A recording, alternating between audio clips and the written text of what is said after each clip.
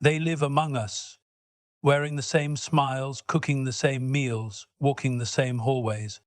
But behind their eyes, there's a story you've never heard, a silence you've never questioned, a kind of quiet that doesn't feel peaceful.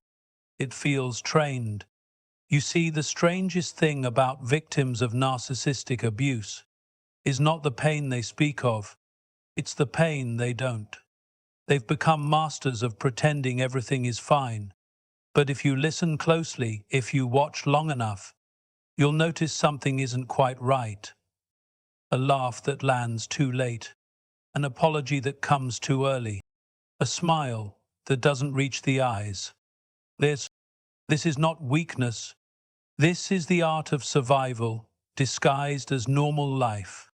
And tonight, we speak not of monsters, but of the souls who survived them, quietly, strangely, and without you even noticing. The quiet disappearance of self. There is a silence that doesn't come from peace, it comes from erasure. At first, it's subtle.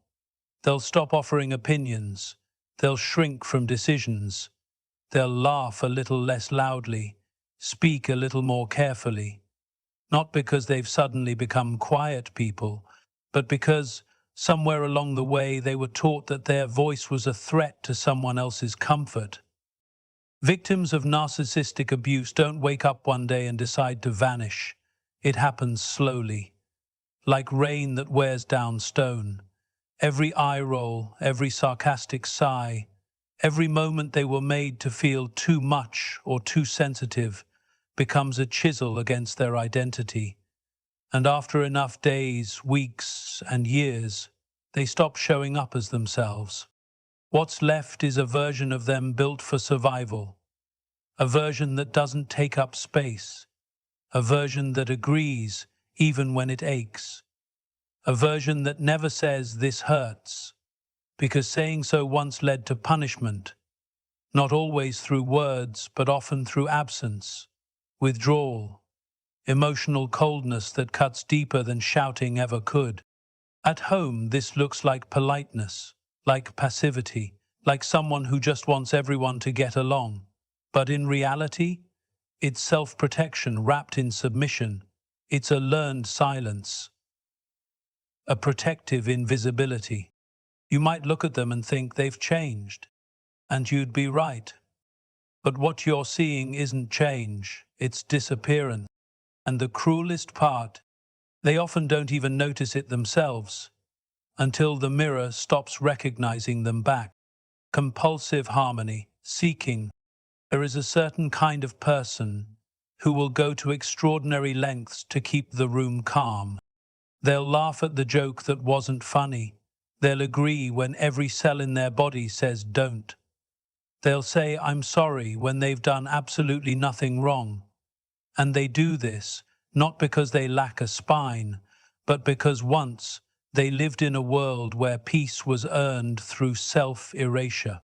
This is one of the strangest behaviors you'll ever witness in a victim of narcissistic abuse, but also one of the most misunderstood.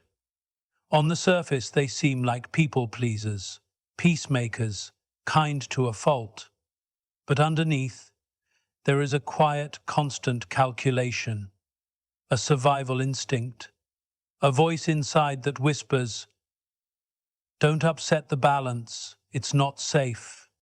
You see, when someone has lived in the shadow of emotional unpredictability, when they've spent years in a home where moods shifted like storms without warning, they learn fast that the smallest ripple can cause a tidal wave, a sigh, a delayed text, a harmless disagreement. In healthy homes, those things mean nothing, but in the mind of a survivor, they can be triggers for catastrophe. So what do? They learn to control the temperature of the room, constantly, obsessively. They memorize facial expressions like sacred texts. They anticipate anger before it arrives. They become hyper-aware of tone, body language, and even the silences between words. And when something feels off, even slightly, they go into action. Soothing. explaining, fixing. It's not about being liked. It's about being safe. This behavior shows up at home in subtle but exhausting ways. They might clean obsessively before someone comes over, not for tidiness, but to prevent judgment. They might make dinner for everyone and quietly eat last, hoping everyone else's needs are met before their own hunger is acknowledged. They'll often ask questions like, "Is this okay? Do you mind? Are you sure?" Not because they're indecisive, but because they were trained to believe that the smallest misstep might cost them connection, warmth, or worse, bring back the cold silence that once haunted the walls of their home. They live in constant emotional negotiation, not with others, but with themselves. Should I speak up, or will that make them angry? Should I say no, or will that be used against me later? Should I tell them how I feel, or is it safer to pretend I feel nothing at all? It's exhausting, it's invisible, and it's tragically misunderstood. To outsiders, these individuals seem agreeable, almost too agreeable. They're the ones who make sure everyone's okay, who avoid confrontation like it's fire, who smooth over tensions before they erupt. But that kindness is often a well-practiced reflex, not a personality trait. A reflex shaped by years of emotional punishment for simply existing in ways that made someone else uncomfortable. At its worst, this compulsive need for harmony becomes a prison. They lose the ability to say what they really want. They forget how to take up space in a room. They feel guilt for having needs at all. And here's the heartbreaking part. Many of them don't even realize it's happening. They think, "I'm just being nice. I just hate conflict. I'm just easygoing." But dig deeper, and you'll often find a childhood or a relationship where conflict wasn't just uncomfortable, it was dangerous, where disagreement led to punishment, where standing up for themselves meant being shut down, gaslit, or made to feel like they were the problem. So, now, they fold before the wind ever blows. At home, this can look like submission, but it's not. It's a history lesson, playing out in real time, a past pain echoing into the present. They are not trying to be agreeable, they are trying not to bleed. And if you care about someone like this, if you see these patterns, the answer is not to push them harder, not to demand they speak up or be stronger. The answer is patience. The answer is gentle safety. The answer is proving, over and over, that disagreement is not danger, that being honest won't cost them love, that they don't have to laugh when it's not funny, or smile when they want to cry. They have lived in rooms where emotional stability was a privilege, not a given. Now they deserve rooms where truth is allowed, where stillness is not silence, where they can breathe without walking on eggshells. Because harmony should be a choice, not a trauma response. And in the end, the most healing sound in the world for someone like this is not music, not words, but the sound of a room that stays calm even when they say what's real, over-explaining everything. Watch closely and you'll see it. They explain why they were 5 minutes late, why they closed the door, why they chose chicken instead of beef, why they didn't answer the phone the first time you called. Little things. Things that shouldn't need an explanation. And yet, they explain them anyway, over and over, in great detail, as if their very existence needs a reason. This is not about being polite. This is not about being thoughtful. This is what happens when someone has spent too long living under emotional surveillance, where every action, every word, every moment was watched, judged, and possibly used against them. They've learned to defend the harmless. They've learned that silence creates suspicion. So now they fill it with reasons, with disclaimers, with justifications for things no one ever questioned. It's not about guilt. It's about fear. Fear that something simple might be interpreted the wrong way. Fear that staying quiet will lead to punishment. Fear that if they don't explain, you'll assume the worst, because someone in their past always did. In homes marked by narcissistic abuse, the rules constantly changed. What was okay on Monday became unacceptable by Thursday. What was funny yesterday became disrespectful today. There was no consistency, no steady ground. So they adapted. They learned to pre-explain, to try and stay one step ahead of the emotional fallout. And now, even in safe spaces, the habit remains. They'll tell you why they wore that shirt, why they didn't respond to a message right away, why they didn't say goodnight fast enough. And if you ask them, why are you explaining this? They'll often pause, because they don't know. It's not conscious, it's reflex, muscle memory from years of walking on emotional glass. Over-explaining is the symptom of a nervous system that never got to rest. It's the echo of a past where silence led to accusation, and where confusion was often weaponized. They try to be clear, not because they're long-winded, but because ambiguity once cost them peace. And so now, they over-communicate, not because they're dramatic, but because they're still trying to protect themselves, even in safety. At home, this may look like someone who talks too much, who seems anxious, who keeps repeating themselves. But beneath it all is a deep longing. Please understand me before you judge me.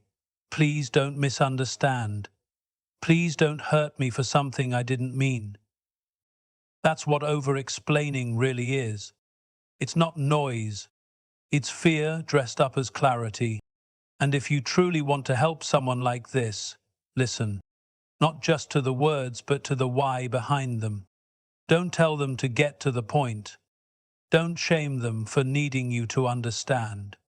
Instead, show them with your tone, with your presence, with your consistency, that this time, they're not in danger. Because when someone has lived a life where everything they did was wrong, explaining becomes the only way to feel less wrong. But healing is when they finally realize they don't need to explain, to be believed, to be safe, to be loved. They can simply exist. And that is enough. Hypervigilance masquerading as care. They notice everything.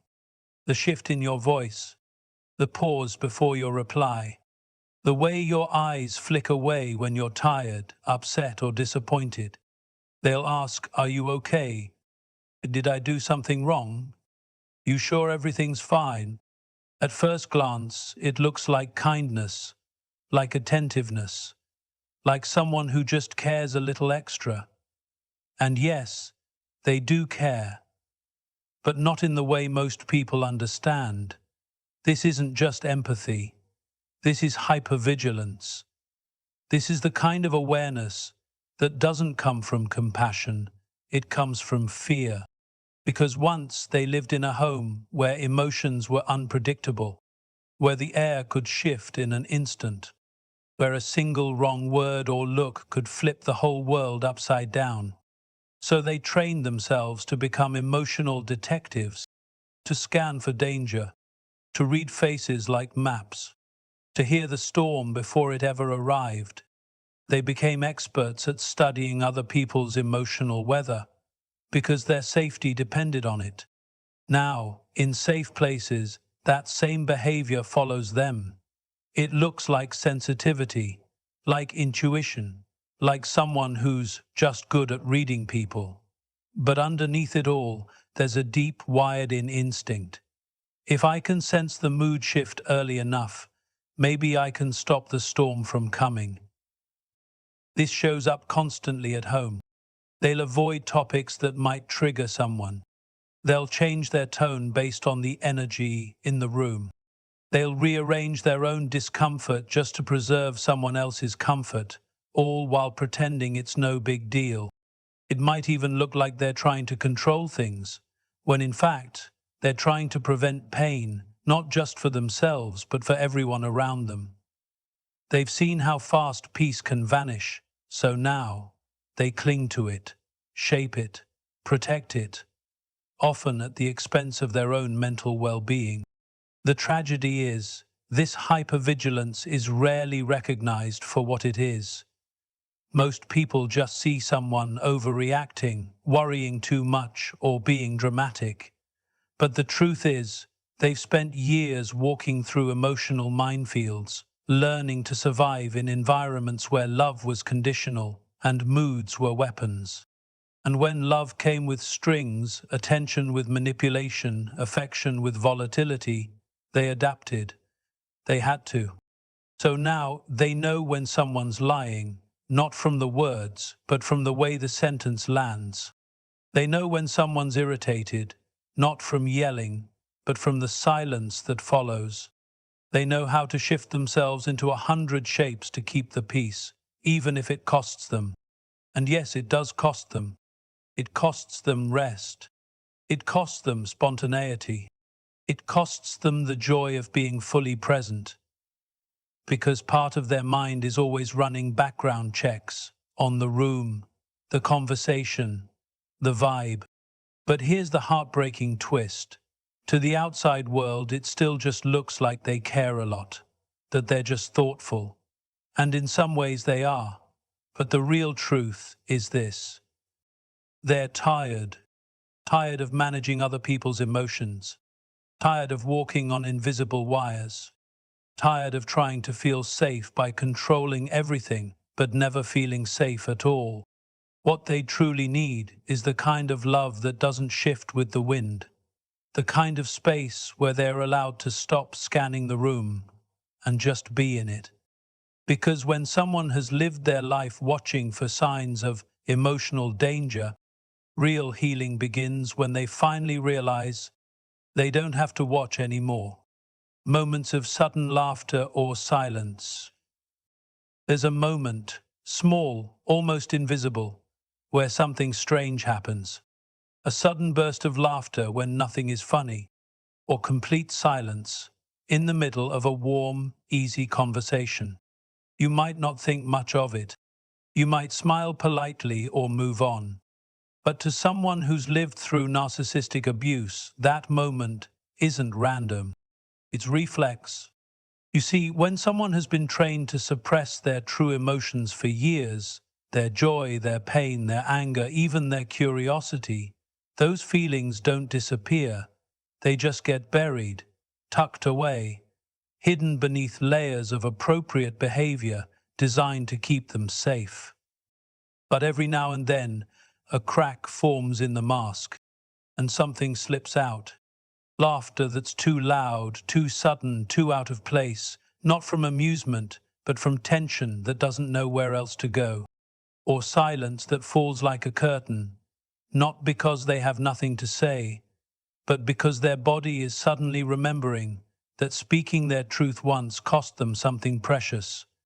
These are not mood swings. These are emotional echoes. At home, this shows up in the oddest ways.